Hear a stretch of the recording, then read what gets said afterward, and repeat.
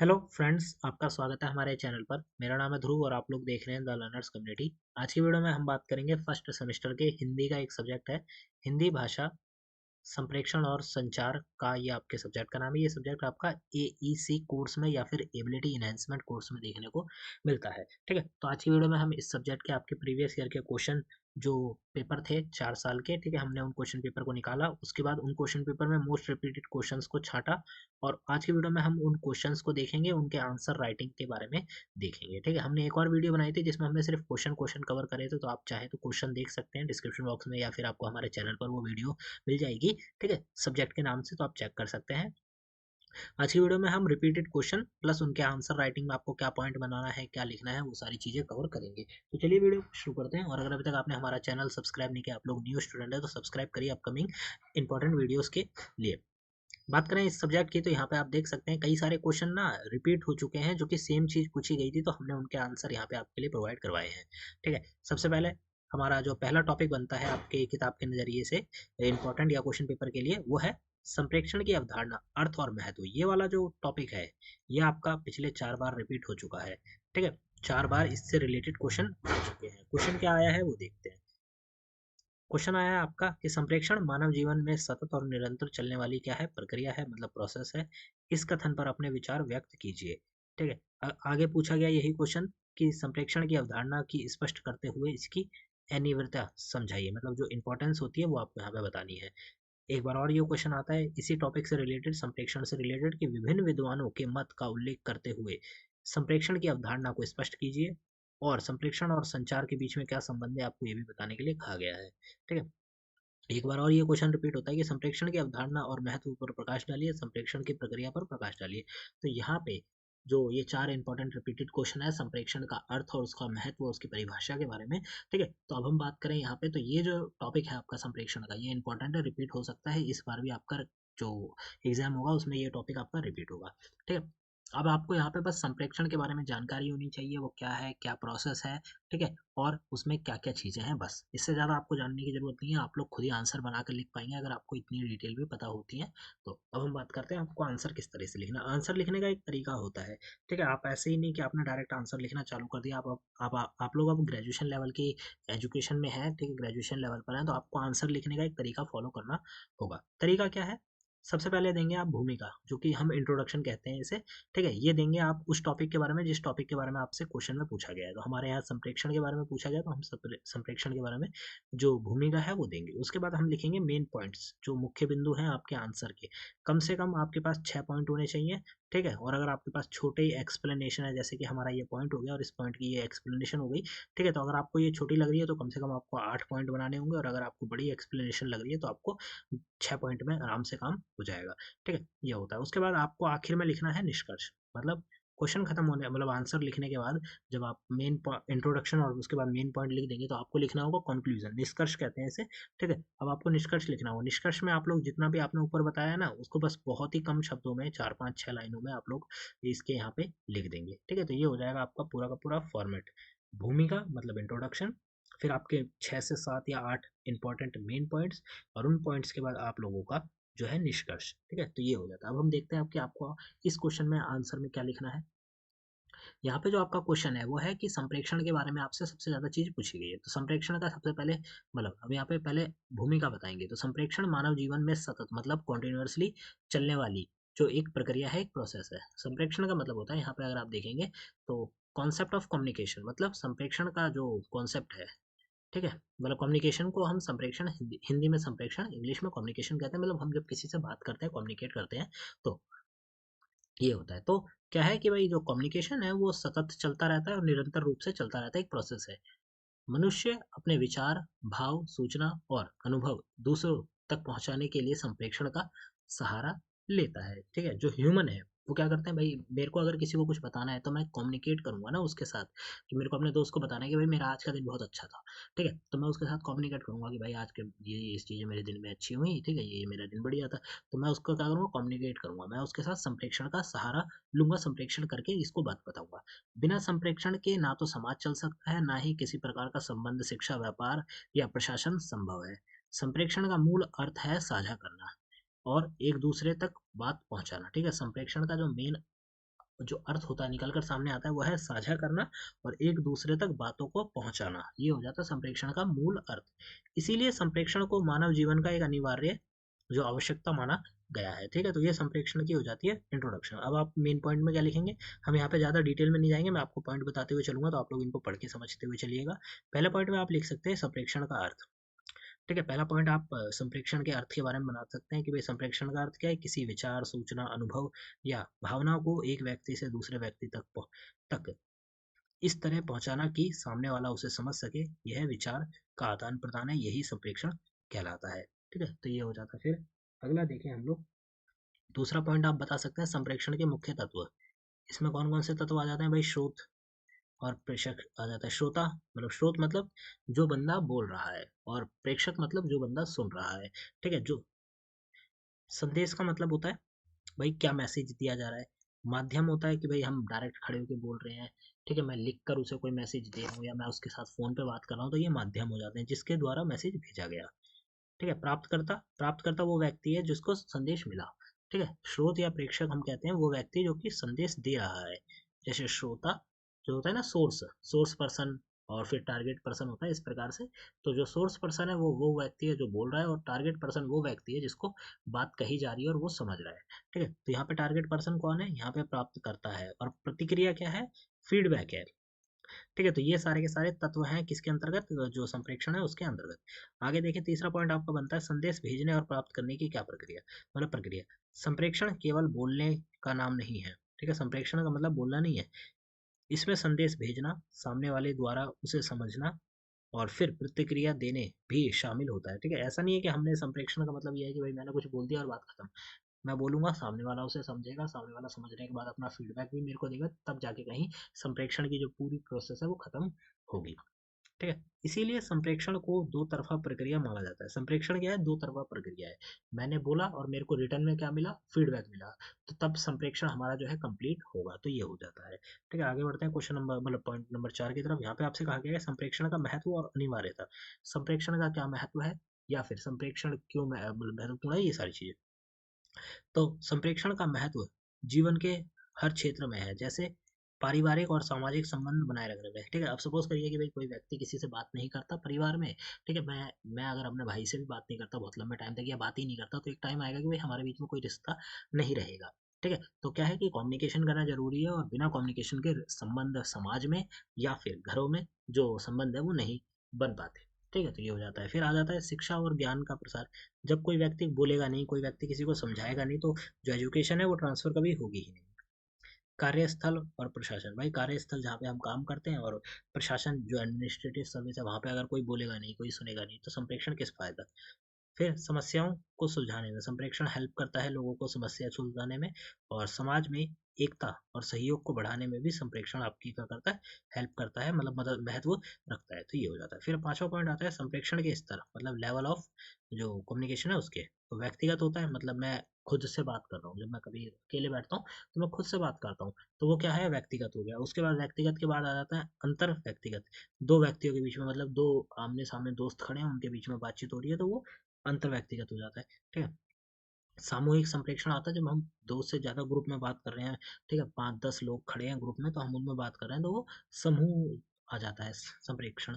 और फिर जनसंचार का मतलब है समाज के बड़े स्तर पर। जनसंचार का मतलब है कि रेडियो पे जब कोई न्यूज दी जाती है, तो वो जनसंचार का एक माध्यम है।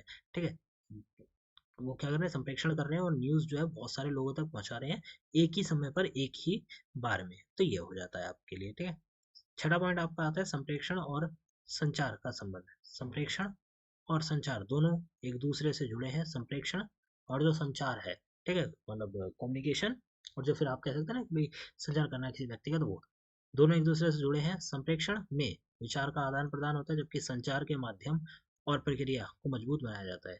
ठीक है, संचार संप्रेषण में क्या होता है, विचार जो है, कोई आइडिया है, उसका आदान प्रदान होता है, जबकि संचार उसके माध्यम और प्रक्रिया को मजबूत बनाता है। संचार क्या है, क्या करता है, तो उसका माध्यम, जैसे भाई हम बात कर रहे हैं फोन पे अपने दोस्त के साथ, ठीक है, तो वहां पे मैं और फोन पे मैं और मेरा दोस्त जो आइडिया है वो शेयर कर रहे हैं अपने। ठीक है, तो परंतु जो वो फोन है, वो जो नेटवर्क है, वो संचार है पूरा का पूरा। ठीक है, तो उसको वो मजबूत बनाता है। आसान शब्दों में संप्रेषण उद्देश्य है और संचार उसका तरीका है। ठीक है, संचार क्या है, उसका तरीका है उद्देश्य को पूरा करने का। तो ये हो जाता है आपका। ठीक है, आगे बढ़ते हैं 7वें पॉइंट की तरफ। संप्रेक्षण एक निरंतर चलने वाली प्रक्रिया है। संप्रेक्षण जीवन में हर समय चलता रहता है। बोलकर, लिखकर, संकेत, व्यवहार और भाव विभाग भीमा, ठीक है, भाव और रिलेटेड चीजें। तो इसीलिए कहा जाता है कि मनुष्य संप्रेक्षण किए बिना रह नहीं सकता। ठीक है, आप कुछ भी करेंगे ना उसमें कहीं ना कहीं संप्रेक्षण आपको देखने को मिल ही जाएगा। हो सकता है आप खुद से बात कर रहे हो कहीं कोने में बैठकर, तब भी आप संप्रेक्षण कर रहे हैं। ठीक है, जब आप किसी और के साथ बात कर रहे हैं तब भी, अगर आप किसी को इशारा कर रहे हैं तब भी आप संप्रेक्षण कर रहे हैं। ठीक है, तो ये सारी चीजें आपको देखने को मिलेंगी संप्रेक्षण के अंतर्गत। निष्कर्ष में आप वो लिख देंगे जो कि अ, हमने ऊपर बात करी थी पॉइंटों की, तो उनको आप यहाँ पे बता सकते हैं। अंत में कहा जा सकता है कि संप्रेक्षण मानव जीवन की सबसे आवश्यक प्रक्रिया है। यह समाज को जोड़ती है, विचारों का आदान प्रदान करती है और व्यक्ति को सामाजिक बनाती है। ठीक है, संप्रेक्षण क्या करता है भाई, विचारों का आदान प्रदान करता है और जो भी व्यक्ति है उसे ज़्यादा से ज़्यादा सोशल बनाने की कोशिश करती है। संप्रेक्षण के बिना ना तो रिश्ते टिक सकते हैं, ना शिक्षा और ना ही किसी संस्था समाज का विकास संभव है। इसीलिए संप्रेक्षण की अवधारणा, प्रक्रिया, स्तर और महत्व को समझाने हर छात्र के लिए जरूरी है। ठीक है, इसीलिए आप लोगों के लिए जरूरी है कि आप संप्रेक्षण की जो प्रोसेस है उसको समझिए, उसके बारे में समझिए सारी डिटेल। ठीक है, ये आपके लिए हेल्पफुल है। तो यहाँ पे आपका जो क्वेश्चन नंबर 1 है वो हो जाता है, जो कि आपका रिपीटेड था, 4 बार रिपीट हो चुका है, तो उसको हमने यहाँ पे कवर करा। अब दूसरा क्वेश्चन देखते हैं। हमारा अगला रिपीटेड जो क्वेश्चन बनता है वो बनता है संप्रेक्षण के प्रकार और उसके माध्यम से रिलेटेड, मतलब कम्युनिकेशन के जो भी प्रकार हैं और उसके क्या क्या माध्यम है, मतलब type and media of communication. ठीक है, ये हो जाता है। क्वेश्चन किस तरीके से पूछा गया है वो देखते हैं। संप्रेक्षण के विभिन्न माध्यमों का विवेचन कीजिए। ठीक है, इसमें सिंपल पूछ लिया गया कि आपको माध्यम बताने हैं संप्रेक्षण के। अब हम आप क्या लिखेंगे यहाँ पे, हम उसकी बात करते हैं। सबसे पहले आप दे देंगे इंट्रोडक्शन। इंट्रोडक्शन में आप संप्रेक्षण के बारे में बताएंगे कि आप सूचना, विचार, भावना या कोई संदेश दूसरे व्यक्ति तक पहुंचाते हैं और उसे समझाना। ठीक है, यह प्रक्रिया तभी सफल होती है जब संदेश सही तरीके से पहुंचे। ठीक है, सही माध्यम और सही समय पर पहुंचे। इसीलिए संप्रेक्षण में माध्यम का एक महत्व है। ठीक है, एक अच्छा खासा महत्व है। अब पॉइंटों की बात करें तो पहला आपका जो मुख्य पॉइंट बनेगा वो बनेगा मौखिक माध्यम, मतलब बोलकर। ठीक है, यहाँ पे आप लोग बोलकर सामने वाले को समझा रहे हैं सीधी चीजें। दूसरे में बनता है लिखित, मतलब आप टाइप करके, लिख कर या फिर किसी चीज पर लिख कर आप दिखा दे रहे हैं। जैसे कि हो गया आवेदन पत्र, हो गया नोटिस, हो गया नोटिस लिख कर लगा दिया। ठीक है, आपने, अब लोगों ने उसे पढ़ा और उनको समझ आया कि हाँ जी क्या चीज चल रही है। ठीक है, रिपोर्ट, ईमेल, ये सब किस में आ जाते हैं, लिखित माध्यम में आ जाते हैं। फिर आता है अमौखिक, मतलब बिना बोले, बिना शब्दों के संप्रेक्षण। इसमें चेहरों के हाव भाव, आंखों का इशारा, हाथों की गति, शरीर की भाषा, ये सारी चीजें आ जाती हैं। फिर आ जाती है मुद्रित माध्यम, मतलब प्रिंट मीडिया। इसमें समाचार पत्र, पत्रिकाएं, पुस्तक, पोस्टर, पर्चे आदि ये सब होते हैं, क्योंकि ये प्रिंट करे जाते हैं और उसके बाद इनके ऊपर लिखी हुई जानकारी जब लोग इनको पढ़ते हैं तब वो समझ पाते हैं कि किस बारे में है।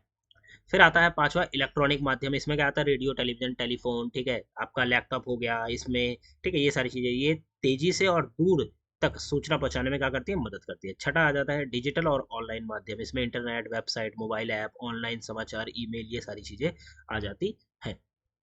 ठीक है, फिर यहाँ पे एक लास्ट आता है प्रत्यक्ष और अप्रत्यक्ष माध्यम। इसमें प्रत्यक्ष में क्या होता है, प्रत्यक्ष में आमने सामने संवाद होता है, जबकि अप्रत्यक्ष में फोन, टीवी, इंटरनेट आदि का यूज करके जो है कम्युनिकेशन होता है। आमने सामने प्रत्यक्ष रूप से होता है, जब मैं सामने खड़ा हूँ किसी से और बात कर रहा हूँ तो आमने सामने हो गया, तो वो प्रत्यक्ष माध्यम हो गया। अप्रत्यक्ष का मतलब मैं बात तो कर रहा हूँ पर मैं फोन पे बात कर रहा हूँ किसी और से।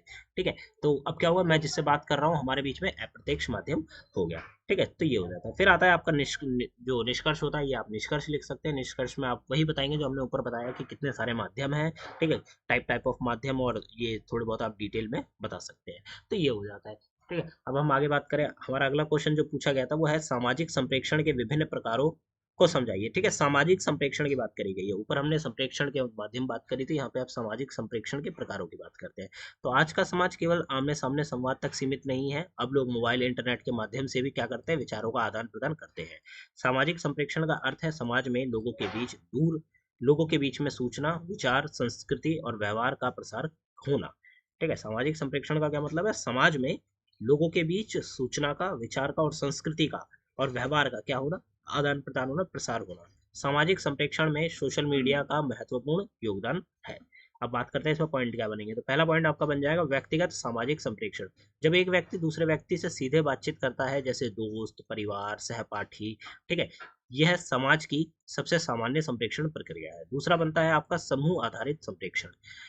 ये जब होता है जब एक व्यक्ति एक समूह या समूह के आस समूह के समूह आपस में संवाद करें, जैसे कि कक्षा में चर्चा, मीटिंग, सेमिनार, समूह चोट, ठीक है, अब समझिए। समूह आधारित संप्रेषण में क्या है कि या तो कोई व्यक्ति लोगों को बता रहा हो या फिर पूरा का पूरा ग्रुप एक दूसरे से बात कर रहा हो। इसके उदाहरण में आप ले सकते हैं, जब आप सेमिनार देखते हैं या जाते हैं सेमिनार्स में, ठीक है, तो वहां पे क्या होता है कि वहां पे एक व्यक्ति आपको चीजें समझा रहा होता है बहुत बड़े ग्रुप में, ठीक है, मतलब वो जो व्यक्ति है वो स्टेज पे खड़ा है और बहुत सारे लोग उसे सुन रहे हैं, तो वो क्या हो गया, समूह आधारित संप्रेषण हो गया। अगला आपका संप्रेषण होता है जन संप्रेषण, समूह स्तर पर। अब समझिए, जब सूचना बड़ी संख्या में लोगों तक पहुंचाई जाती है, जैसे समाचार, टीवी कार्यक्रम, रेडियो, ऑनलाइन समाचार आदि, तब कौन सा संचार संप्रेषण होता है? तब होता है जन संप्रेषण। वहां पे कि भाई बहुत सारे लोगों तक एक ही समय पर एक ही बार में बहुत बड़ी सूचना जो है वो पहुंचाई जा रही है। जैसे कि आपातकाल होता है, जब कोई इमरजेंसी लगती है, ठीक है, देश में, तो एक ही टाइम पे बहुत बड़े लोगों पर आप कह सकते हैं कि उनके मोबाइल पर नोटिफिकेशन भेज दिए जाते हैं, या फिर जो है कि टीवी समाचार रेडियो में एक ही समय पर यही चलता रहता है कि भाई ये चीज हो रही है, ये चीज लग गई है, ठीक है। तो ये सारी चीजें कि भाई इमरजेंसी लग चुकी है पूरे भारत में, तो वो, तो क्या है कि भाई जन संप्रेषण का मतलब है कि जनता तक एक ही बार में बहुत बड़े स्तर पर जो है कि कोई सूचना पहुंचाई जा रही हो, समाचार के माध्यम से, टीवी के माध्यम से, कार्यक्रम, रेडियो, ऑनलाइन, इन सभी के माध्यम से, ठीक है। अगला पॉइंट आपका बनता है यहाँ पे सोशल मीडिया आधारित संप्रेषण। इसमें लोग Facebook, Instagram, WhatsApp, YouTube, x जैसे जो प्लेटफॉर्म है उन पर पोस्ट, वीडियो, मैसेज, कमेंट और शेयर के माध्यम से संप्रेषण करते हैं। जैसे कि आपको पता ही होगा, इंस्टाग्राम पे जब कोई व्यक्ति पोस्ट करता है, ठीक है, तो उसके जानने पहचानने वाले लोग क्या करते हैं, उस पर कमेंट करते हैं, तो वहां पे क्या हो रहा है, संप्रेषण हो रहा है, ठीक है। लोग एक दूसरे से बात कर रहे हैं, यहाँ पे कमेंट बॉक्स में लोग एक दूसरे से बात कर रहे हैं, वीडियो अगर आपने पोस्ट करी है तो उसके माध्यम से, मैसेजेस के माध्यम से, तो ये सारी चीजें। फिर एक तरफा और दो तरफा संप्रेषण की बात करते हैं, तो सोशल मीडिया में दोनों प्रकार होते हैं। जैसे वीडियो पोस्ट एक तरफा हो सकता है, लेकिन कमेंट और रिप्लाई होने पर ये दो तरफा बन सकता है। सपोज करिए जैसे कि भाई मैंने यूट्यूब पे वीडियो अपलोड करी है आप लोगों के लिए, ठीक है, तो आप लोग क्या करेंगे, उस वीडियो को आपने देखा तो संप्रेषण सिर्फ एक तरफा है, यहाँ पे बस मैं आपको समझा रहा था, परंतु आपने उसे कमेंट भी करा, फिर मैंने आपको उसका रिप्लाई दिया, तो वहां पे क्या हुआ, वो दो तरफा वो हो गया, दो तरफा क्या हो गया, संप्रेषण हो गया। फिर आता है तत्काल संप्रेषण। सोशल मीडिया की सबसे बड़ी विशेषता है कि संदेश तुरंत फैलता है, यह समाज में विचारों को तेजी से फैलाता है, ठीक है। सोशल मीडिया के माध्यम से हम लोग एक टाइम पे एक कोई मैसेज बहुत बड़ी संख्या में लोगों तक पहुंचा सकते हैं, ठीक है, तो संदेश क्या होता है, तुरंत फैलता है, तो ये तत्काल संप्रेषण में आ जाता है। फिर अगला आता है सांस्कृतिक और सामाजिक प्रभाव। सोशल मीडिया संप्रेषण के कारण समाज में जागरूकता, शिक्षा, मनोरंजन, विचार विमर्श और सामाजिक बदलाव तेजी से होता है, ठीक है। सोशल मीडिया के माध्यम से क्या होता है कि भाई सोशल मीडिया संप्रेषण या सोशल मीडिया कम्युनिकेशन के माध्यम से जो समाज है उसमें जागरूकता बहुत तेजी से फैलती है, शिक्षा, मनोरंजन, विचार विमर्श, ये सारी चीजें बहुत तेजी से फैलती हैं, तो ये हो जाता है आपका संप्रेषण के जो सामाजिक प्रकार थे वो, ठीक है। सामाजिक संप्रेषण समाज को जोड़ने का काम करता है। आज के समय में सोशल मीडिया ने इसे और तेज और व्यापक बना दिया है और प्रभावशाली भी बना दिया है। इसीलिए सामाजिक संप्रेषण के प्रकार को समझना जरूरी है, ताकि हम इसी तरह इसे सही दिशा में क्या कर सके, उपयोग कर सके। तो ये हो जाता है आपका निष्कर्ष। इसी टाइप से आपको बना के लिख देना है, ठीक है, जिससे कि आपका जो आंसर है अच्छा खासा जो लेंथ है उसमें बन जाए। फिर आता है संप्रेषण के आयामों पर टिप्पणी कीजिए। संप्रेषण के आयाम भी जरूरी है, तो इनको देखते हैं। संप्रेषण केवल बात करना नहीं, बल्कि ये एक ऐसी प्रक्रिया है जिसमें समाज, व्यक्ति और संस्कृति को प्रभावित करते हैं, ठीक है। संप्रेषण ऐसा नहीं है बस मैं आपसे बोल रहा हूँ या आप सब सुन रहे हो तो वो बात करने की प्रक्रिया है, नहीं, ये एक ऐसी प्रक्रिया है जिसके माध्यम से समाज, व्यक्ति और जो संस्कृति है ये प्रभावित होती है। संप्रेषण के आयाम हो सकते हैं। आयाम का अर्थ है संप्रेषण के वे मुख्य पहलू जिनसे इसका उपयोग और प्रभावी हो जाता है। अब मैं आपको नॉर्मल से बताऊं, संप्रेषण के जो आयाम है, ठीक है, आयाम की बात करें तो कुछ ऐसे मुख्य पहलू जिनका उपयोग और प्रभाव समझ में आता है, ठीक है। आप देख लेते हैं, इनको समझ लेते हैं। पहला पॉइंट बनता है आपका यहाँ पे कि सूचना संबंधी आयाम, सूचना देना और फैलाना। इसमें क्या है, संप्रेषण का एक बड़ा काम सूचना को लोगों तक पहुंचाना है, ये उसका एक आयाम है। समाज को जागरूकता इसी से बढ़ती है, समाज में जो जागरूकता है इसी से बढ़ती है, मतलब सूचना संबंधी आयाम। इसमें एक व्यक्ति या फिर कोई भी जो है सूचना पहुंचा रहा है, ठीक है, तो सूचना जनता के पास पहुंच रही है, जनता को सूचना मिल रही है। ठीक है, तो संप्रेषण का एक बड़ा काम क्या है कि भाई लोगों तक जो इन्फॉर्मेशन है वो ऑन द स्पॉट पहुंचाना, ताकि लोगों में जागरूकता बढ़ सके। फिर मनोरंजन का आयाम आ जाता है, तो संप्रेषण का उपयोग मनोरंजन के लिए भी किया जाता है, जैसे कि टीवी कार्यक्रम, फिल्में, गीत, सोशल मीडिया। ठीक है, इन सारी चीजों पे। फिर शिक्षा और ज्ञान प्रसार का आयाम आ जाता है। तो आयाम का मतलब आप ये समझ लीजिए नॉर्मल सा कि भाई जहाँ पे भी हम कम्युनिकेशन का यूज कर रहे हैं जिस भी सेक्टर में, उसके बारे में आप यहाँ बता सकते हैं। हम लोग मनोरंजन के लिए यूज कर रहे हैं, हम लोग शिक्षा के लिए यूज कर रहे हैं, हम लोग सूचना भेजने के लिए यूज कर रहे हैं। ठीक है, समाज में अगर हमें किसी को ज्ञान व्यान देना है तो वो सारी चीजें हम यूज कर रहे हैं कि, तो वहाँ पे हम क्या यूज कर रहे हैं, संप्रेषण का यूज कर रहे हैं, मतलब कम्युनिकेशन का यूज कर रहे हैं, ताकि लोगों तक इंफॉर्मेशन, लोगों तक चीजें पहुंच सकें और वो जागरूक हो सकें। ठीक है, शिक्षा और ज्ञान का प्रसार आया। संप्रेषण के माध्यम से शिक्षा का प्रसार होता है। किताबें, समाचार, रेडियो, टीवी और डिजिटल प्लेटफॉर्म इस काम में हमारी क्या करते हैं, मदद करते हैं। अगला पॉइंट बन जाता है सामाजिक ज्ञान और मानव मूल्य का आयाम। संप्रेषण में नैतिकता, सांस्कृतिक मानवीय मूल्य, सामाजिक व्यवहार को विकसित करते हैं। संप्रेषण क्या करते हैं, लोगों में नैतिकता को बढ़ाते हैं, सांस्कृतिक मानवीय मूल्य और सामाजिक जो व्यवहार है उन चीजों को क्या करते हैं, विकसित करता है। कौन, संप्रेषण, जो कम्युनिकेशन है वो। आपका अगला पॉइंट बनता है घटना और मुद्दों की व्याख्या का आयाम। इसमें क्या है कि संप्रेषण केवल खबर नहीं देता, बल्कि घटना का अर्थ जो है वो भी समझाता है। इससे लोगों की सोच बनती है। अब सपोज करिए कोई घटना हुई है, ठीक है, तो ऐसा नहीं है कि हमने किसी को बता दिया कि भाई ये घटना हुई है, ये घटना घटी, ठीक है, बस नहीं, यहाँ तक नहीं होता, इससे ज्यादा चीजें होती है। हम लोग उसको घटना को समझाएंगे, व्यक्ति को जो हमसे पूछ रहा है, जान रहा है। ठीक है, घटना और जो मुद्दों की है, संप्रेषण के माध्यम से हम उसकी व्याख्या करेंगे। ठीक है, और उसके बाद लोग अपना परसेप्शन बनाएंगे उससे रिलेटेड, मतलब जो उनकी सोच होती है वो बनाती है। ठीक है, तो ये हो जाता है। फिर आता है छठा पॉइंट, समाज में एकजुटता लाने में का आयाम। संप्रेषण में लोग संप्रेषण समाज में लोगों को क्या करता है, एक साथ जोड़ता है। इससे समूह, समाज, सहयोग, सामाजिक जो एकता है वो बढ़ती है। संप्रेषण के माध्यम से ही हम लोग समाज को एकजुट कर सकते हैं। फॉर एग्जाम्पल, सपोज करिए कि कोई घटना घटी है, ठीक है, वहां पे, और सब लोग डरे हुए हैं, बट अगर वहाँ पे कोई किसी से बात नहीं करेगा, सब लोग डर डर के रहेंगे, तो एकजुट नहीं हो पाएंगे। परंतु कोई एक व्यक्ति या फिर ग्रुप ऑफ पीपल ग्रुप बनाते हैं और एक एक व्यक्ति को समझाते हैं, और फिर सारे के सारे एकजुट होकर उस घटना से, या जो आपदा आई थी उस आपदा से लड़ते हैं। तो क्या हो गया, यहाँ पे एक दूसरे का सहयोग कर रहे हैं, एक दूसरे को समझ रहे हैं, सामाजिक एकता क्या है, बढ़ रही है। अगला पॉइंट बनता है आपका प्रभाव और परिवर्तन का आयाम। तो संप्रेषण के माध्यम से समाज में विचार बदलते हैं, जागरूकता बढ़ती है, समाज में परिवर्तन संभव होता है। तो ये सारी चीजें। फिर आप संप्रेषण के आयाम के बारे में यहाँ पे थोड़ा सा जो कंक्लूजन है वो आप यहाँ पे बता सकते हैं। ठीक है, उसके बाद अगला क्वेश्चन आ जाता है आपका संवाद लेखन, मतलब डायलॉग राइटिंग से रिलेटेड। काफी इंपॉर्टेंट क्वेश्चन है, इसको देखते हैं। शिक्षा के महत्व को लेकर आप और आपके मित्र के बीच में क्या हो रही है, संवाद हो रहा है, बातचीत हो रही है, तो आपको कॉन्वर्जेशन लिखनी है, मतलब जो डायलॉग राइटिंग होती है ना वो आपको लिखनी है। यहाँ पे हमने लिखी है डायलॉग राइटिंग। जो सब्जेक्ट है वो क्या है, शिक्षा का महत्व, आप और आपके मित्र के बीच में बातचीत। तो ये भूमिका है संवाद की शुरुआत से। मैं अपने दोस्त से, नमस्ते, आज कॉलेज में आते समय मैंने सोच रहा था कि शिक्षा का असली महत्व क्या है। ठीक है, इस तरीके से आपको लिखनी होगी। तो मित्र बोलता है, सही बात है, लोग आजकल लोग सिर्फ आजकल लोग शिक्षा को सिर्फ डिग्री समझ लेते हैं, इसका मतलब बहुत बड़ा है। ठीक है, अगले में आप बोलते हैं कि भाई सबसे पहले तो शिक्षा हमें सोचने समझने की क्षमता देती है, हाँ, और सही गलत का फर्क करना भी सिखाती है, सही गलत में फर्क करना भी सिखाती है हमें शिक्षा। तो इस टाइप से आपको डायलॉग राइटिंग लिखनी है। आप देख सकते हैं यहाँ पे ये डायलॉग राइटिंग है। ठीक है, इस टाइप से लिखना होगा। टॉपिक बिल्कुल अलग आ सकता है, हम नहीं कह सकते कि टॉपिक सेम आएगा। ठीक है, तो वहां पे आप लोगों को रियल टाइम बेस्ड में, जैसे आप और आपका दोस्त बात कर रहे हैं, तो वहां पे आपको उस टॉपिक से रिलेटेड आप लोग क्या बात करेंगे वो आपको लिख देनी है। ठीक है, तो यहाँ पे ये हो जाता है। ये देखिए डायलॉग राइटिंग है। ठीक है, इस हिसाब से आपको तकरीबन 8 से 10 जो है डायलॉग राइटिंग लिखनी है। 8 से 10 आपकी, 8 से 10 आपके दोस्त की। ठीक है, पहले आप कुछ बोलेंगे, फिर आपका दोस्त कुछ बोलेगा, फिर आप कुछ बोलेंगे, इस हिसाब से।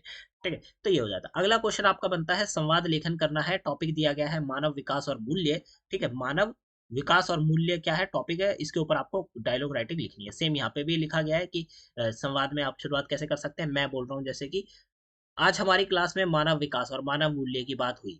हाँ, पर मुझे लगता है मानव विकास को सिर्फ पैसे और सुविधा मानते हैं। मानव जो है वो विकास को, मतलब डेवलपमेंट को, सिर्फ पैसा और सुविधा मानते हैं। तो इस हिसाब से आपको टॉपिक बना के चालू करना है और टॉपिक के बारे में आगे लिखते हुए चलना है। ठीक है, आप ये देख सकते हैं, ये लिख रखे हैं मैंने, इनको आप पढ़िएगा जरूर। ठीक है, तो ये हो जाता है। संवाद राइटिंग आएगा ही आएगा, चांसेस बहुत ज़्यादा है। ठीक है, तो तैयार रहिएगा और आखिर में आप इस बात को ख़त्म करने के लिए जो निष्कर्ष है वो भी लिख सकते हैं। ठीक है, फिर संवाद लेखन फिर से आ जाता है आपका, जो कि है लैंगिक समानता। आपका टॉपिक दिया गया है, इस लैंगिक समानता के बारे में आपको यहाँ पे लिखना है। ठीक है, पुरुष महिला से रिलेटेड जो लैंगिक समानता है उसके बारे में ये टॉपिक दिया गया है, इसके बारे में आपको यहाँ पे लिखना है। ठीक है, तो ये हो जाता है संवाद राइटिंग। आप इसको जरूर पढ़ के जाइएगा। यहाँ पे हम इसको क्लियर नहीं कर रहे हैं क्योंकि टॉपिक जो है सेम नहीं आते हैं ज़्यादातर टाइम इन इस वाले क्वेश्चंस में। तो इन टॉपिक्स को आप लोग सिर्फ पढ़कर समझकर जाइए। तो यहाँ पे ये कंप्लीट हो जाता है आपका। आपका अगला टॉपिक आता है जो कि है अनुच्छेद लेखन, मतलब पैराग्राफ राइटिंग से रिलेटेड। ये पैराग्राफ राइटिंग का जो 3 बार क्वेश्चन आ चुका है आपके प्रीवियस एग्जाम्स में। अनुच्छेद लेखन, और आपका टॉपिक है राष्ट्रीय एकता। राष्ट्रीय एकता के ऊपर आपको पूरा का पूरा एक पैराग्राफ लिखना है। ठीक है, तो आप चाहे तो एक पूरा पैराग्राफ लिख सकते हैं, चाहे तो इसको एक आंसर फॉर्मेट में लिख सकते हैं जिसमें आप भूमिका बताएंगे, उसके बाद आप पैराग्राफ मतलब जिस टॉपिक के बारे में आप बात कर रहे हैं उनके बारे में बात करेंगे, और आखिर में कुछ जो कंक्लूजन होता है वो आप देंगे। तो यहाँ पे आप देख सकते हैं हमने पैराग्राफ राइटिंग एक आंसर फॉर्मेट में लिखा है। ठीक है, जिसमें आप सबसे पहले इंट्रोडक्शन देंगे। राष्ट्रीय एकता का अर्थ है देश के सभी नागरिकों का धर्म, जाति, भाषा, क्षेत्र और संस्कृति के अंतर के बावजूद एकता के सूत्र में बंधे रहना। मतलब कि एक देश जिसमें धर्म, जाति, भाषा, क्षेत्र और संस्कृति के अलग अलग होते हैं, लोग रहते हैं, परंतु वो सभी क्या है, एक साथ हैं, एकजुट है। ठीक है, इस सूत्र में उनका बंधा रहना। भारत जैसे विविधता वाले देश में राष्ट्रीय एकता का महत्व बहुत अधिक है, क्योंकि यही देश की मजबूती और स्थिरता की आधारशिला होती है। ठीक है, तो ये हो जाता है थोड़ा सा इंट्रोडक्शन। उसके बाद हम मेन पॉइंट्स में बात कर लेते हैं आंसर के बारे में। तो विविधता की एकता मतलब भारत में अलग अलग भाषा, पहनावे, संस्कृति के बावजूद जो देश है उसमें सभी लोग एक साथ हैं। ठीक है, संस्कृति के बावजूद हम सब एक ही देश के नागरिक हैं। दूसरा आता है साझा राष्ट्रीय पहचान, मतलब तिरंगा, संविधान, राष्ट्रगान, राष्ट्रीय प्रतीक हमें एक ही पहचान देता है। ठीक है, हमारा क्या है, साझा पहचान है। ऐसा नहीं है कि भाई मेरा कुछ है आपका कुछ है, एक अलग पहचान नहीं, सबकी साझी पहचान है। फिर तीसरा आ जाता है आपसी भाईचारा। राष्ट्रीय एकता समाज में प्रेम, सहयोग और सद्भाव जो है उसको बढ़ाती है। चौथा पॉइंट बना सकते हैं देश की सुरक्षा। जब नागरिक एकजुट होते हैं तब देश बाहरी और आंतरिक जो खतरे हैं उनसे सुरक्षित रहता है। अगला पॉइंट है विकास में मदद। एकता से शांति बनी रहती है और देश में आर्थिक और सामाजिक जो विकास है वो हो पाता है, तेजी से हो पाता है। अगला पॉइंट आप बता सकते हैं लोकतंत्र की मजबूती। एकता होने से लोग मिलकर सही निर्णय ले पाते हैं और लोकतंत्र मजबूत होता है। और सातवां पॉइंट आप बता सकते हैं सामाजिक तनाव को कम करना। एकता से जातीय, धार्मिक और क्षेत्रीय जो विवाद है वो कम हो जाते हैं। तो ये पॉइंट आप बता सकते हैं। उसके बाद आखिर में आप कंक्लूजन लिख देंगे राष्ट्रीय एकता के टॉपिक के बारे में थोड़ा सा। ठीक है, तो ये हो जाता है। अगला देखें आपका अनुच्छेद, मतलब जो पैराग्राफ राइटिंग के बारे में एक और क्वेश्चन है वो है अनुशासन का महत्व। अनुशासन का क्या महत्व है? Importance of discipline. अनुशासन का अर्थ है नियमों का पालन करना, समय पर काम करना, अपने व्यवहार को नियंत्रित रखना। विद्यार्थी जीवन से लेकर सामाजिक और राष्ट्रीय जीवन तक अनुशासन एक मतलब अनुशासन का काफी ज्यादा महत्व है, बहुत अधिक महत्व है। बिना अनुशासन के व्यक्ति का जीवन क्या होता है, असंतुलित और अव्यवस्थित हो जाता है। ठीक है, डिसिप्लिन काफी ज्यादा इंपॉर्टेंट है। आप लोग अगर सारी चीजें डिसिप्लिन के अकॉर्डिंग करते हैं तो आप लोग चीजों को अच्छे प्रकार से कर पाएंगे। बट अगर आप डिसिप्लिन से नहीं करते हैं, कोई भी काम कभी भी कर देते हैं, ठीक है, तो आप क्या होगा कि आपका जो जीवन है वो असंतुलित और अव्यवस्थित हो जाएगा। ठीक है, यहाँ पे आप पॉइंट में बता सकते हैं जीवन की जो व्यवस्थिति है उसको बनता है। अनुशासन से दिनचर्या सही रहती है और काम जो है समय पर होता है। आप जब अनुशासन फॉलो करते हैं, मतलब डिसिप्लिन फॉलो करते हैं, तो आपका जो दिन के सारे टास्क हैं, सारे काम है, वो सही लाइन में होते हैं, सही प्रकार से होते हैं और सही समय पर भी हो जाते हैं। सफलता की कुंजी है, जो व्यक्ति अनुशासित होता है वह पढ़ाई, नौकरी और जीवन में आगे बढ़ सकता है। अगला पॉइंट देखें तो समय का सही उपयोग। अनुशासन हमें समय की कीमत समझाता है और जो आलस है, ठीक है, लेजीनेस है, उससे हमें बचाता है। अगला आप देख सकते हैं कि चरित्र निर्माण। अनुशासन से आत्मनियंत्रण, धैर्य और जिम्मेदारी की जो भावना है वो आती है लोगों के अंतर्गत। पांचवा पॉइंट में आप बता सकते हैं समाज में सम्मान।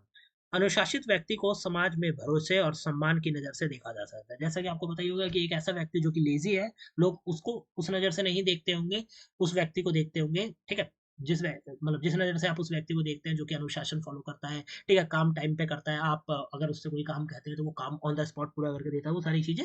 ठीक है, मतलब जो अनुशासन फॉलो है वो करता है सही प्रकार से। तो वो लक्ष्य के प्राप्ति में मदद। अनुशासन लक्ष्यों पर ध्यान बनाए रखता है और भटकने से हमें बचाता है कि हम इधर उधर ना जाए। जैसे कि हम मैं पढ़ रहा हूँ, सपोज करिए मैं पढ़ रहा हूँ, ठीक है, फिर मेरा क्या हुआ कि मेरा मन भटक गया, मैं इधर उधर फोन चलाने लगा, मैं बाहर चला गया, घूम आया, तो ये अनुशासन नहीं है। मैं पढ़ने बैठा हूँ, मैं पढ़ूंगा, ठीक है, जब तक मेरा अनुशासन का जो टाइम है वो फॉलो नहीं होता, तो वो सारी चीजें। समस्या से बचाव करता है अनुशासन, से गलत आदतें, तनाव और असफलता की जो संभावना है वो कम हो जाती है।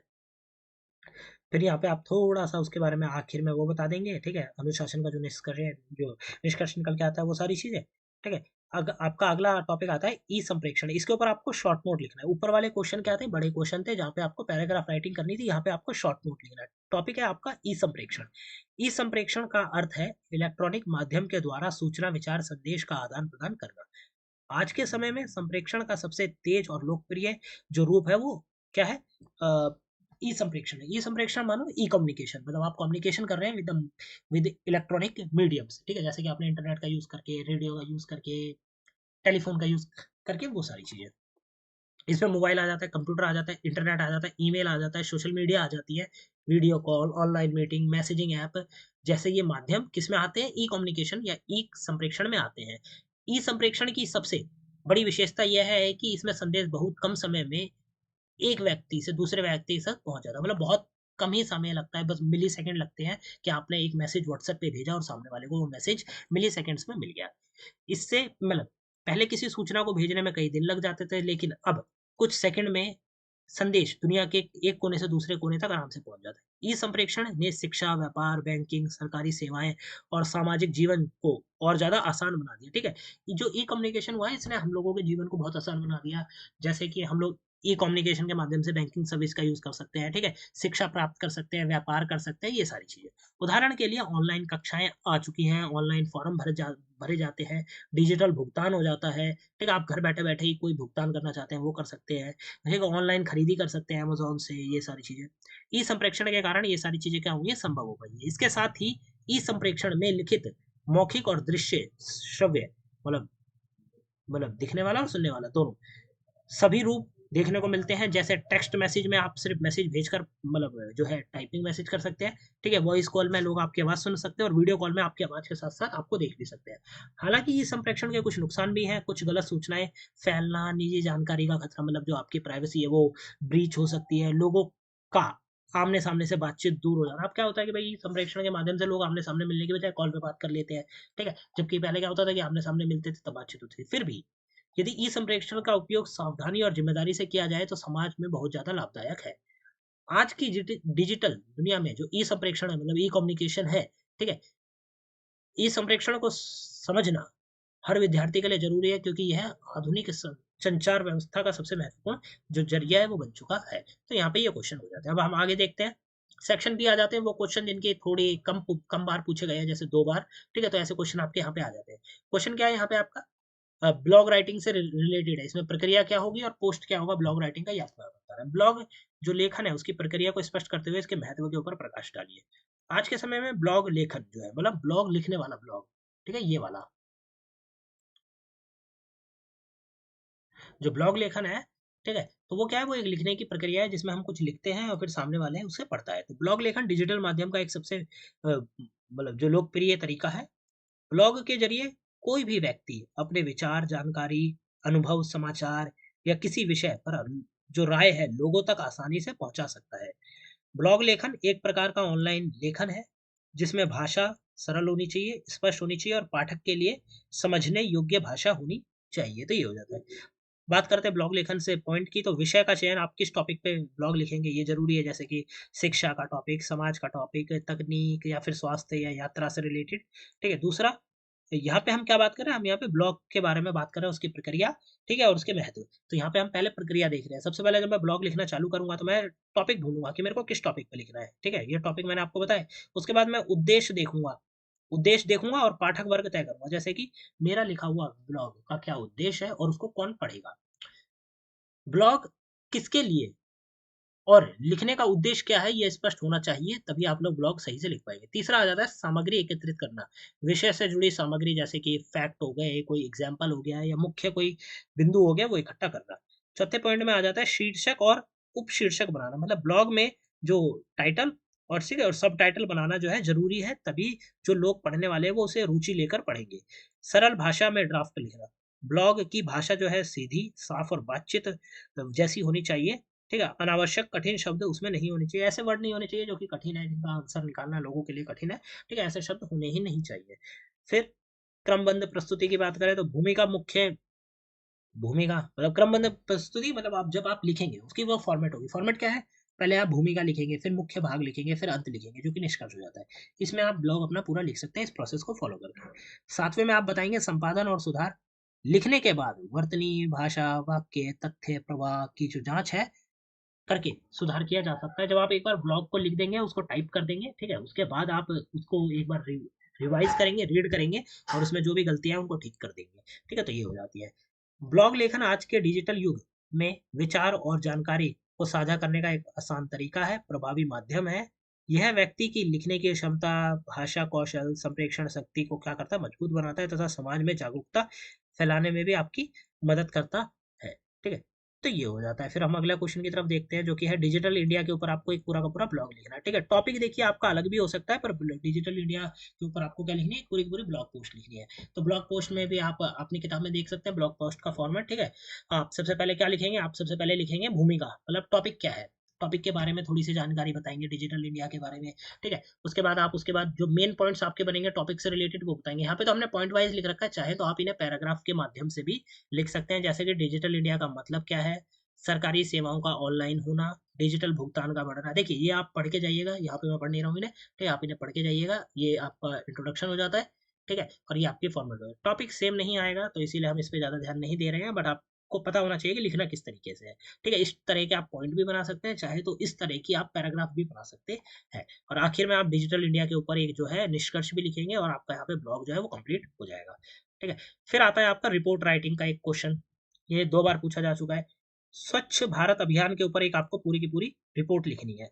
ठीक है, रिपोर्ट लिखनी है। रिपोर्ट राइटिंग का जो फॉर्मेट है वो ये वाला शायद फॉर्मेट नहीं है, आप किताब में एक बार फॉर्मेट जरूर देख के जाइएगा। ठीक है, हम आंसर की बात करें तो रिपोर्ट राइटिंग में जो स्वच्छ भारत अभियान है उसके ऊपर आपको एक रिपोर्ट राइटिंग लिखनी है। अब रिपोर्ट राइटिंग में क्या लिखेंगे, सबसे पहले आप रिपोर्ट राइटिंग में भूमिका बताएंगे, थोड़ी सी डिटेल बताएंगे। उसके बाद रिपोर्ट राइटिंग के जो मेन पॉइंट्स बनेंगे वो ये बनेंगे, जैसे कि स्वच्छ भारत अभियान था तो अभियान का आयोजन किसने कराया, कब हुआ, कहाँ पे हुआ। ठीक है, जागरूकता के लिए रैली चलाई गई थी, फिर सफाई अभियान के ऊपर बात करी गई। ठीक है, कूड़ा इकट्ठा अलग अलग डस्टबिन में डाला गया। फिर चौथा आ जाता है कचरा प्रबंधन पर संदेश, मतलब कचरे का जो प्रबंधन है, मतलब जो वेस्ट है, कचरा प्रबंधन या फिर वेस्ट मैनेजमेंट के ऊपर एक पूरा का पूरा संदेश दिया गया। लोगों को गीला और सूखा कचरा अलग करने, प्लास्टिक कम उपयोग करने और कचरा सही जगह पर डालने के लिए सलाह भी दी गई थी। ठीक है, फिर आ जाता है शौचालय और स्वच्छ, शौच के ऊपर बात भी करी गई थी कि शौचालय साफ होने चाहिए, स्वच्छ होने चाहिए। ठीक है, फिर पोस्टर और नारे, स्वच्छता से जुड़े पोस्टर लगाए गए, घर घर जाकर लोगों को स्वच्छता के बारे में समझाया गया। और आखिरी आ जाता है स्थानीय लोगों की भागीदारी, इसमें वही महिलाएं, दुकानदार, बच्चे, बुजुर्ग सबने बढ़ चढ़कर हिस्सा लिया था और अभियान को क्या बनाया, प्रभावी बनाया था। तो ये हो जाता है। फिर आखिर में आप निष्कर्ष बता देंगे, इस जो भी स्वच्छ स्वच्छ भारत अभियान चलाया गया था उसके ऊपर आपने रिपोर्ट राइटिंग लिखी तो उसका पूरा निष्कर्ष आप यहाँ पे बता देंगे। तो ये हो जाता है। ठीक है, एक और टॉपिक आता है कि अपने क्षेत्र में स्त्रियों में जागरूकता अभियान चलाते हुए घरेलू हिंसा विषय के ऊपर आपको एक रिपोर्ट तैयार करनी है। घरेलू हिंसा जो विषय है उसके ऊपर आपको एक रिपोर्ट तैयार करनी है। सबसे पहले आप यहाँ पे बता देंगे थोड़ा सा इंट्रोडक्शन। ठीक है, इंट्रोडक्शन में आप उस जो घरेलू हिंसा है उसके बारे में बात करेंगे थोड़ी, कि किस तरह की व्यवस्था है भारत में। ठीक है, यहाँ पे हमारे आसपास की किस तरह की चीजें, वो सारी चीजें जैसे कि पढ़ लेते हैं। घरेलू हिंसा एक गंभीर सामाजिक समस्या है। यह केवल मारपीट तक सीमित नहीं बल्कि मानसिक, आर्थिक और भावनात्मक रूप से भी किसी महिला को परेशान करना घरेलू हिंसा के अंतर्गत आता है। ठीक है, घरेलू हिंसा के अंतर्गत वो सब चीजें आती है जिसमें मारपीट होती है, किसी महिला को परेशान करना। ठीक है, और भाई जो मेंटली टॉर्चर होता है, ये सारी चीजें करना, किसी तरीके से परेशान करना महिला को घर के अंतर्गत, ये घरेलू हिंसा में आता है। हमारे क्षेत्र में महिलाओं को जागरूक करने के लिए घरेलू हिंसा के खिलाफ एक जागरूकता अभियान चलाया गया, ताकि महिलाएं अपने अधिकार को समझ सके और जरूरत पड़ने पर मदद भी मिल सके उन्हें। तो ये सारी चीजें, अब ये हो जाता है। फिर आप घरेलू हिंसा के बारे में कुछ मेन पॉइंट्स बता देंगे, रिपोर्ट राइटिंग कर रहे हैं तो मेन पॉइंट्स आपको यहाँ पे लिखने पड़ेंगे। ठीक है, अभियान का उद्देश्य क्या था, तो महिलाओं को घरेलू हिंसा की पहचान, उसके प्रकार और उससे बचाने के तरीकों के बारे में जानकारी देना। अगला आ जाता है कार्यक्रम का आयोजन करा गया था। फिर घरेलू हिंसा के प्रकार बताए गए कि भाई किस किस तरीके से घरेलू हिंसा होती है, जैसे कि शारीरिक रूप से मारपीट, मानसिक रूप से, ठीक है, गाली गलौज करना, धमकी, आर्थिक रोक टोक और जबरदस्ती, ये सारी चीजें घरेलू हिंसा में आती है। अगला पॉइंट आता है महिलाओं के अधिकार। ठीक है, कार्यक्रम में ये समझाया गया कि महिलाओं के अधिकार क्या है, जैसे सुरक्षा, स्वतंत्रता और न्याय, अधिकार पाने में उनकी हेल्प करना, ये सारी चीज़ें। सहायता और शिकायत की जानकारी देना कि भाई आपको सहायता कहाँ से लेनी है और शिकायत कहाँ करनी है, ये सारी चीज़ें। जागरूकता की सामग्री, पोस्टर, पर्चे, छोटे संवाद, नाटक, ये सारी चीज़ें करी गई थी ताकि घरेलू हिंसा के नुकसान और उसके समाधान को बताया जा सके। और आखिर में आता है महिलाओं की प्रतिक्रिया और सहभागिता। कई महिलाओं ने अपने अनुभव साझा किए जिससे अन्य महिलाओं को भी बोलने में साहस मिला और महिला जो है मोहल्ला जो है सकारात्मक बन सका। तो ये हो जाता है। फिर आपका आ जाता है निष्कर्ष, ठीक है, कंक्लूजन, जो कि हमारा टॉपिक था उसके बारे में यहाँ पे हो जाता है। अगला आपका टॉपिक आता है संप्रेषण में बाधाएं। मतलब जब आप बात करते हैं, संप्रेषण करते हैं, कम्युनिकेशन करते हैं, तो उस समय कौन कौन से जो बाधाएं हैं वो सामने आती हैं। संप्रेषण की बाधाओं को स्पष्ट करते हुए निवारण सुझाइए। संप्रेषण की बात जो में प्रक्रिया में जो बाधाएं हैं उनके बारे में आप बताइए। संप्रेषण एक ऐसी प्रक्रिया है जिसमें व्यक्ति जो है मतलब प्रेषक अपने विचार या सूचना को किसी माध्यम से दूसरे व्यक्ति मतलब प्राप्तकर्ता तक पहुंचाता है, लेकिन कई बार क्या होता है संदेश ठीक तरह से नहीं पहुंच पाता, उसका अर्थ बदल जाता है। संप्रेषण प्रक्रिया में जो भी चीज संदेश को बिगाड़ दे, समझ बिगाड़ दे, समझ में बाधा डाले, ठीक है, गलत अर्थ पैदा करे, उसे संप्रेषण बाधा या फिर शोर मतलब नॉइस कहा जाता है। तो अब देखते हैं कि भाई क्या क्या जो कारण है वो देखते हैं। तो मुख्य बिंदुओं में आप सबसे पहले हम बात करेंगे भाषा और शब्दों में बाधा। कई बार कठिन शब्द, अस्पष्ट भाषा, अलग अलग अर्थ वाले जो शब्द हैं के कारण क्या होता है संदेश सही प्रकार से नहीं पहुंच पाता। उदाहरण के लिए मैं आपसे बात कर रहा हूँ और मैं यहाँ पे सडनली कठिन कठिन वर्ड्स जो है उनका यूज करने लगूँ, तो हो सकता है आपको समझ में ना आए। ठीक है, निवारण आप लिख सकते हैं कि सरल भाषा का यूज करना, स्पष्ट शब्दों का यूज करना और छोटे वाक्यों का प्रयोग करना। अगली बात करें तो आ जाता है संदेश की अस्पष्ट मतलब क्लियरिटी की कमी। यदि संदेश अधूरा है, उलझा हुआ है, बिना क्रम में है, तो प्राप्तकर्ता जो कि सुन रहा है हमारी बात को वो समझ नहीं पाएगा। ठीक है, अगर वो पढ़ रहा है तो भी समझ नहीं पाएगा। तो यहाँ पे क्या होना चाहिए, संदेश को साफ साफ होना चाहिए, क्रमबद्ध होना चाहिए और सीधे तरीके से देना चाहिए।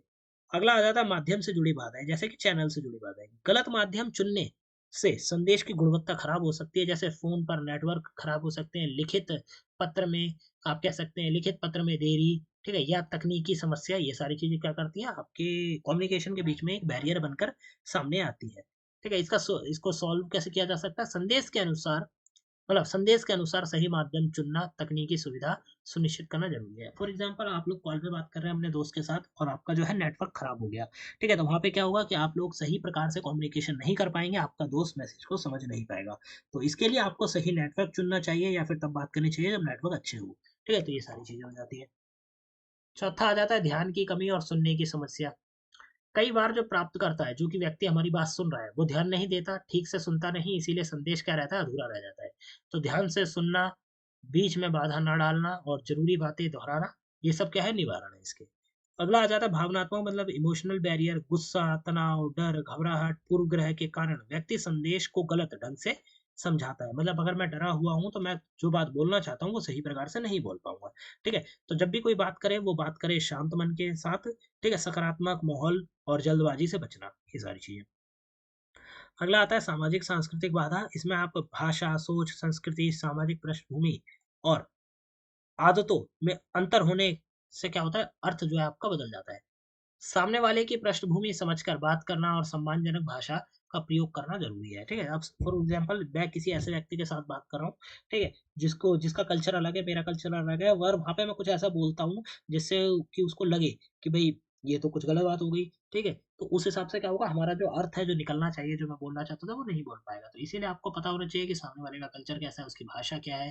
ठीक है, उन सब चीजों को समझना चाहिए, उसका जो बेस है वो हमें समझना चाहिए और तभी हमें जो है बातचीत करनी चाहिए। फिर फीडबैक की कमी, लास्ट आता है आपका फीडबैक की कमी। इसमें क्या होता है कि भाई मैंने कुछ बोला पर सामने वाले ने फीडबैक नहीं दिया, तो मेरे को इससे क्या लगेगा कि सामने वाले को कुछ समझ में नहीं आया, तो ये हो जाती है। तो फीडबैक लेना, प्रश्न पूछना, पुष्टि करना कि बात क्या है समझ में आई, इन सारी से ये कंफर्म होता है। फिर ये आपका निष्कर्ष आ जाता है, ये निष्कर्ष आप पढ़ लीजिएगा। अब हमारा आ जाता है सेक्शन सी। ठीक है, वर्तमान में यहाँ पे सेक्शन सी में वो क्वेश्चन आते हैं जो कि एक एक बार रिपीट हुए हैं, उनको देख लेते हैं। तो वर्तमान में संप्रेषण की भूमिका के ऊपर आपको बात करनी है, मतलब आज के टाइम में संप्रेषण की क्या भूमिका है उसको देख लेते हैं। आज के समय में संप्रेषण मतलब कम्युनिकेशन मानव जीवन की सबसे बड़ी जरूरत बन चुका है। संप्रेषण का अर्थ केवल बोलना या संदेश भेजना नहीं है, बल्कि विचार, भावनाओं और सूचनाओं का आदान प्रदान करना है, जिससे सामने वाले के मन में क्या हो, सही समझ पैदा हो। आधुनिक समाज में शिक्षा, प्रशासन, व्यवसाय, मीडिया और सामाजिक जीवन हर जगह संप्रेषण की जो भूमिका है वो बढ़ती जा रही है। आज के टाइम में क्या है, कम्युनिकेशन ना बहुत इंपॉर्टेंट है। अगर आप लोग कम्युनिकेट कर रहे हैं तभी आप लोग आगे बढ़ पाएंगे, चीज़ों को समझा पाएंगे सामने वालों को। और कम्युनिकेशन हर चीज़ में है। आप अपने घर में हो, आप अपने स्कूल में हो, आप कॉलेज जॉब पे हो, हर जगह कम्युनिकेशन क्या है, जरूरी है। ठीक है, तो इसकी क्या है, भूमिका बढ़ती जा रही है समय के साथ साथ। पॉइंटों में अगर हम बात करें तो पहला आ जाता है समाज को जोड़ने में संप्रेषण की भूमिका क्या है। समाज में लोग जो है एक दूसरे से बात करते हैं तभी समाज एक दूसरे के साथ जुड़ पाता है। फिर संप्रेषण उन्हें जोड़कर रखता है। सूचना और ज्ञान का प्रसार का साधन, संप्रेषण के माध्यम से हम कोई सूचना या फिर जो नॉलेज है हम लोगों के पास वो हम दूसरे लोगों तक पहुंचा सकते हैं। ठीक है, शिक्षा और सीखने की प्रक्रिया में महत्व, भाई एजुकेशन में और कुछ हमें अगर सीखना है तो उसमें संप्रेषण बहुत ज्यादा जरूरी है। क्योंकि फॉर एग्जाम्पल अगर मेरे को अपने टीचर से कुछ सीखना है तो मेरे को अपने टीचर से संप्रेषण करना पड़ेगा, चाहे तो हम वर्बली बात करें, चाहे तो मेरे को टीचर है वो कुछ लिख कर मेरे को दे नोट्स, ये सारी चीजें, तो उससे मैं सीखूंगा। तो यहाँ पे क्या हो रहा है, संप्रेषण यहाँ पे जरूरी है। फिर व्यक्तित्व विकास और आत्म प्रस्तुति, ठीक है, खुद से बात करना भी जरूरी है।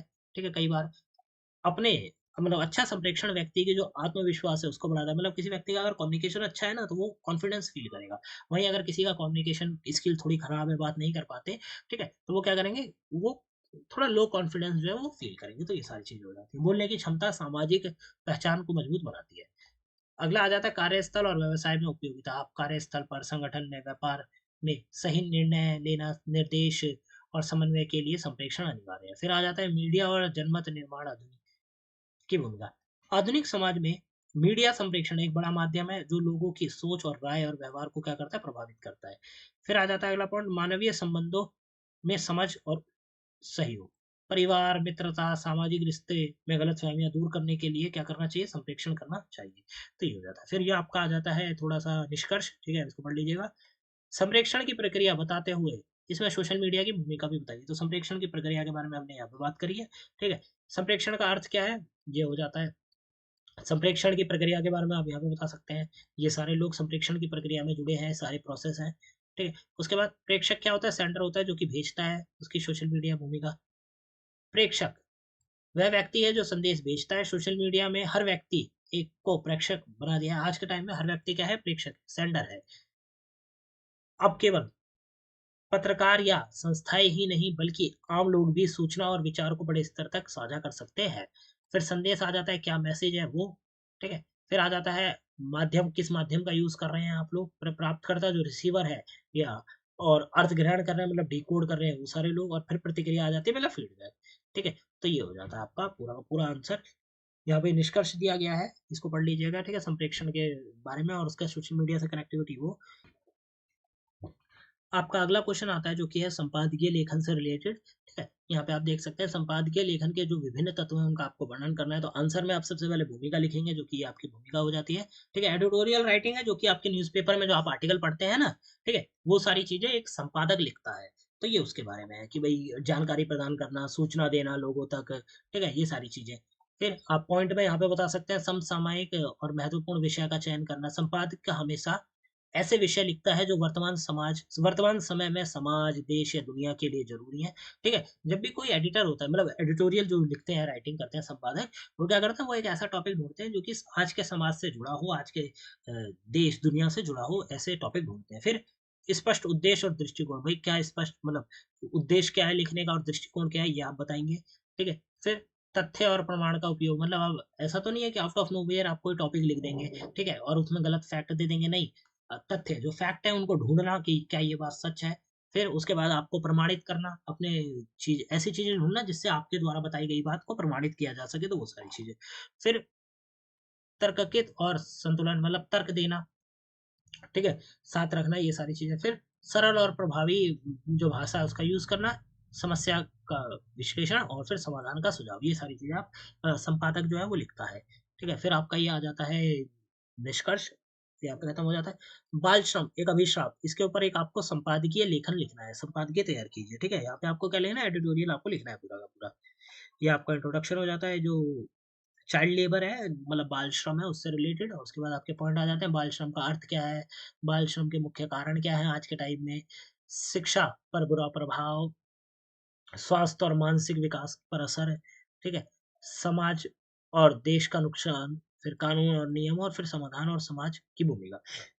ये पॉइंट है किसके बारे में, बाल श्रम मतलब, या फिर आप कह सकते हैं कि चाइल्ड लेबर का जो टॉपिक है जिसके ऊपर आपको पूरा का पूरा एडिटोरियल लिखना था, तो उसके बारे में। ठीक है, आप इनको पढ़ के जरूर जाइएगा, इस टाइप के टॉपिक आपको देखने को मिल सकते हैं। ठीक है, फिर ये हो जाता है आपका निष्कर्ष। यहाँ पे आपका थोड़ा सा निष्कर्ष हमने बता दिया। फिर आ जाता है आपका क्वेश्चन, अगला क्वेश्चन जो कि है प्रिंट मीडिया की भूमिका के ऊपर प्रकाश डालिए। जो प्रिंट मीडिया होती है जैसे कि न्यूज़पेपर हो गया, ठीक है, पत्रिकाएं हो गई, पुस्तकें हो गई, ये सब क्या है, प्रिंट मीडिया के अंतर्गत आती है। इससे हम लोग जानकारी प्राप्त करते हैं, सूचना प्राप्त करते हैं। ठीक है, ये शिक्षा के क्षेत्र में, सूचना के क्षेत्र में और जनमत निर्माण में एक महत्वपूर्ण भूमिका निभाते हैं।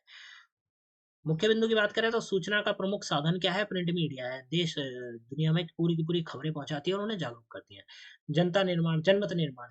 ठीक है, प्रिंट मीडिया के माध्यम से लोगों का हम जो मत है वो निर्माण कर सकते हैं, जैसे कि संपादकीय लेख, रिपोर्ट और के माध्यम से जनता की सोच और राय जो है उसको दिशा मिलती है। लोकतंत्र का आधार है, सरकार की नीतियां, भ्रष्टाचार, जन समस्याएं, ये कहाँ देखने को मिलती है, ये हमें समाचार पत्र में, या फिर आप कह सकते हैं कि जो मैगजीन्स होती है उसमें ये सब देखने को मिलती है। तो ये हो जाता है आपका। आगे देखें, शिक्षा और ज्ञान का विस्तार। प्रिंट मीडिया के माध्यम से शिक्षा और ज्ञान का विस्तार होता है, क्योंकि हम किताबें पढ़ते हैं वो प्रिंट मीडिया के माध्यम में आती है। समाज सुधार में योगदान, फिर भाषा और साहित्य का विकास, विश्वसनीयता और ये सारी चीजें आप प्रिंट मीडिया के अंतर्गत बता सकते हैं। ठीक है, तो ये हो जाता है। फिर आपका आ जाता है यहाँ पे कंक्लूजन थोड़ा सा, तो ये आप कंक्लूजन पढ़ लीजिएगा, इसको और ज्यादा एक्सपेंड करके लिखिएगा। फिर आपका इस तरह के क्वेश्चन भी आ सकते हैं। एक नारा लिखने के लिए कहा गया है, टॉपिक आपका जल बचाओ। जल बचाओ के ऊपर एक आपको स्लोगन लिखना है, नारा लिखना है। ठीक है, तो यहाँ पे हमने थोड़ा सा उसके बारे में बताया है, जल बचाओ के बारे में। उसके बाद हमने यहाँ पे कुछ नारों के बारे में भी बात करी है। ठीक है, इन नारों से आप लिख सकते हैं और फिर ये आपका जो निष्कर्ष है वो हो जाता है। ठीक है, संदेश लिखना है किसके ऊपर, पर्यावरण संरक्षण के ऊपर। ठीक है, तो ये हो जाता है। एक मैसेज लिखना है, मैसेज। ठीक है, तो ये हो जाता है, ये आपका इंट्रोडक्शन हो गया। ठीक है, यहाँ पे आपके पॉइंट हो गए, पेड़ लगाओ के ऊपर, पेड़ एनवायरमेंट सेव के ऊपर, और ये। ठीक है, फिर अगला टॉपिक आपका आता है, यहाँ पे आपको कई सारे टॉपिक देंगे, सब टॉपिक, इनके ऊपर आपको क्या लिखना है, निबंध लिखना है, या फिर शॉर्ट नोट टाइप से जो होता है वो लिखना है। तो यहाँ पे हमने दिया है जैसे शिक्षा के ऊपर। ठीक है, ये शिक्षा के ऊपर आपका ये टॉपिक है, पूरा का पूरा पढ़ लीजिएगा इसे। ठीक है, शिक्षा से रिलेटेड यहाँ पे हमने 7 पॉइंट भी बताए हैं। उसके बाद आता है लैंगिक समानता जो है कि है, इक्वालिटी है। ठीक है, जेंडर इक्वालिटी, उससे रिलेटेड ये टॉपिक आपका दिया गया है, तो इसको पढ़ लीजिएगा। तीसरा आता है अनुशासन, मतलब जो डिसिप्लिन है, डिसिप्लिन से रिलेटेड हम ऊपर बात कर चुके हैं डिसिप्लिन के बारे में। ठीक है, तो ये हो जाता है डिसिप्लिन से रिलेटेड, ये टॉपिक हो जाता है। और यहाँ पे आपका जो है कंप्लीट रिपीटेड क्वेश्चन का सेट जो है खत्म हो जाता है। जितने भी क्वेश्चन थे हमने बताए, काफी सारे क्वेश्चन हमने कवर भी करे, पढ़ पढ़ कर। कई क्वेश्चनों के आंसर काफी छोटे थे, तो आप लोगों ने वीडियो को पॉज करके जरूर पढ़िएगा। ठीक है, तो यहाँ पे आपका जो है कंप्लीट जो सब्जेक्ट है उसका क्वेश्चन पेपर, रिपीटेड क्वेश्चन जो है वो खत्म हो जाते हैं। डिस्क्रिप्शन बॉक्स में आपको लिंक मिलेगी हमारे साथ टेलीग्राम पे जुड़ने की। आप लोग टेलीग्राम पे जुड़ सकते हैं, इंस्टाग्राम पे जुड़ सकते हैं। टेलीग्राम के 2 लिंक हमारे अवेलेबल है, वहाँ भी जुड़ सकते हैं। चैनल को सब्सक्राइब करिए और हमारे ऐप को डाउनलोड करिए। ऐप का नाम है द लर्नर्स कम्युनिटी DUSL। ये ऐप के बारे में सारी चीज़ें आपको यहाँ पे देखने को मिलेंगी, और ऐप काफ़ी हेल्पफुल है। आपकी ग्रेजुएशन कंप्लीट होने तक ऐप आपके साथ ही रहेगा। ठीक है, आपको ऐप में हर प्रकार के नोट्स और जो अपडेट्स है वो ऐप में ही देखने को मिल जाएंगे, तो जाके जरूर चेक करिएगा। मिलते हैं अगली वीडियो में। Thanks for visiting my channel guys.